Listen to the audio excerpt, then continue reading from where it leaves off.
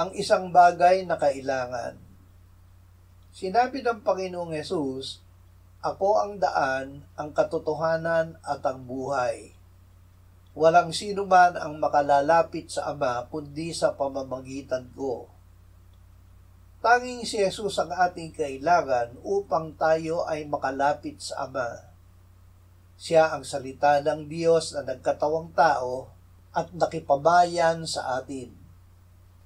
Ang ating layunin na maupo sa paanan ni Jesus at makinig sa Kanya ay hindi ipagkakait sa atin dahil si Jesus ay binigay ng Diyos upang tayo ay sumampalataya sa Kanya at magkaroon ng buhay na walang hanggan. Tayo rin ay ibinigay ng Ama kay Jesus. Sinabi niya, "Ang lahat ng ibinibigay sa akin ng Ama ay lalapit sa akin, at ang lumalapit sa akin kailanman ay hindi ko itataboy."